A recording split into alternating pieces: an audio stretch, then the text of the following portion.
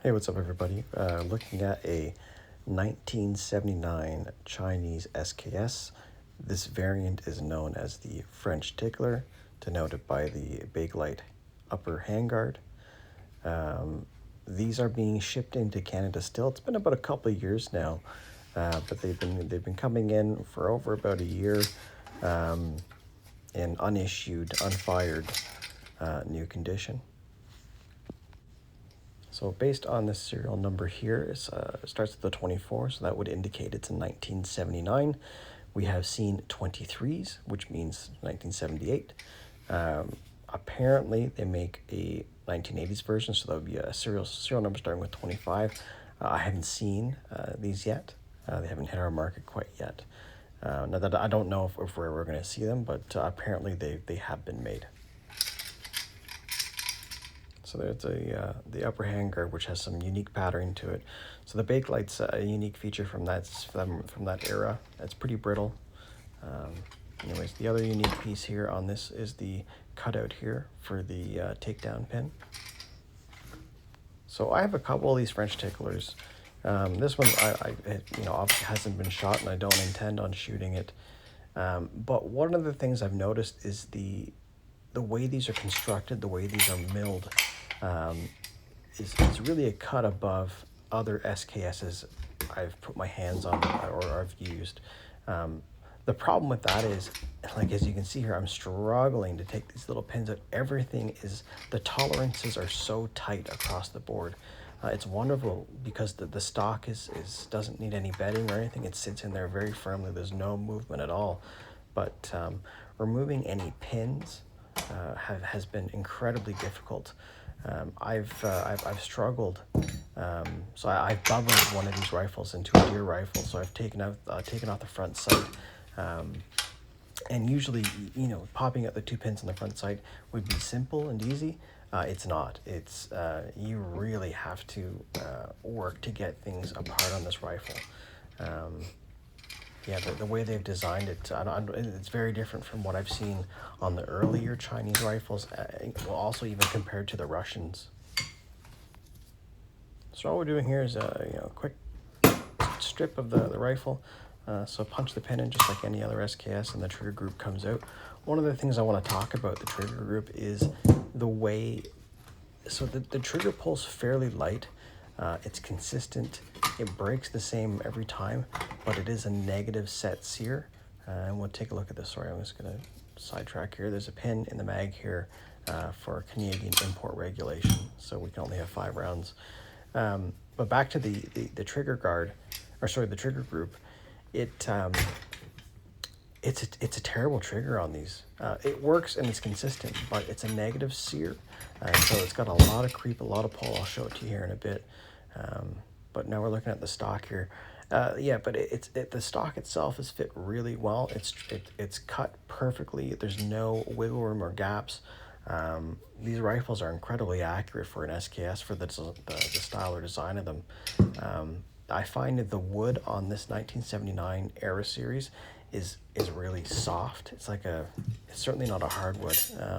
It dents really easily, just as a heads up if you do own them. So just popping out the gas tube now on the upper handguard.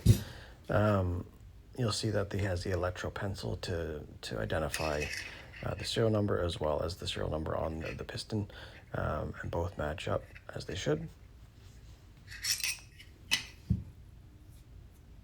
So I've just noticed here that there's some leftover cosmoline found on this one. No big deal, wipe it off. But yeah, having these packed away with cosmoline, you seem to find it, even after you clean it, it still shows up. Anyway, so we're just getting a sound for the Bakelite. So Bakelite is an early style plastic.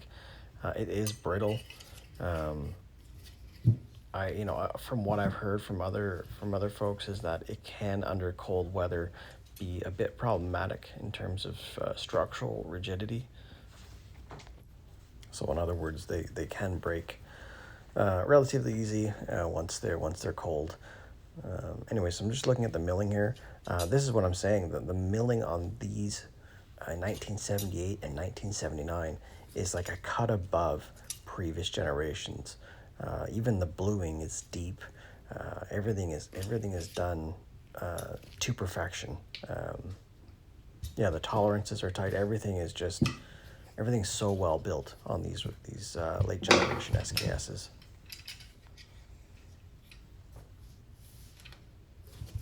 We're just going to put it back together here. You have to have the bayo out. On the Blade series, you can have it in, but it's easier to have it out on this one. And you'll notice here that fitment, like I said, it's kind of like a recurring theme here. Everything is just barely fits. So there's no wiggle room on things, which is great for accuracy purposes. Even fitting the mag back in, I don't think I struggle with it here, but on the other ones, the struggles to get in. So you really do have to push and get it seated properly. On my Russian, it just falls into place. Everything just falls into place. The pins on the Russian will fall out if you don't, when you don't want them to. Not necessarily fall out, but they can come out fairly easily. So I'm going to try to put the piston and the gas tube back in, but I realize I haven't actually taken out the other piston spring, the one that impacts the bolt carrier group to cycle the next round. But anyways, it comes out fairly easily on this one. Yeah, I find the takedown pin here it takes a lot of energy to move it around. Like I said, on other variants or even Russians for that matter, I find that the tolerances in milling isn't as tight, and so you can actually move it with somebody's. On this one, I have to use like tooling to actually get it back into place in two hands, so I don't gouge the stock in any way. It does take that extra bit of effort, unfortunately. So just taking a peek at the bolt here, you'll see that there's no strikes from the piston, no carbon, nothing to be found, and much like the other early 60s era that hasn't been fired, there's no signs or imprints or any sort of marring on the ejector. Everything kind of fits in. Everything looks relatively brand new still. So just taking a look at some serial numbers, everything matches up as it should. Everything on this particular rifle matches up, and which is consistent with the other batches that have been imported in. So I forgot to do it here, but as you're putting the bolt carrier back into the receiver, you do want to pop the magazine open for it to flow freely into place. And there we go. And when we put the spring back in, the curly end goes inside the bolt carrier group and the straight end strays out. Yeah, and I guess a common theme here, I have to use tooling to pop this pin out. The tolerances on these rifles are, again, pretty ridiculous.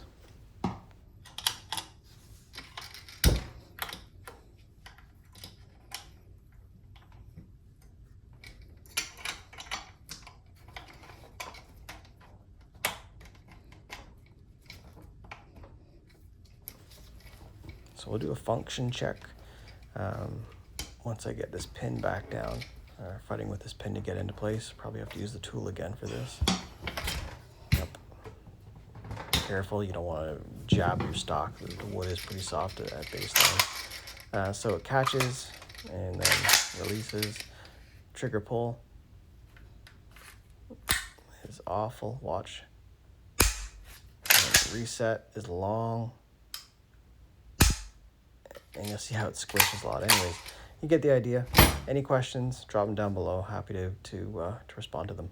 And if it's helpful, I can make more videos comparing to other variants or going into more detailed videos and up-close footage of this particular variant. Anyways, cheers. Take care, guys.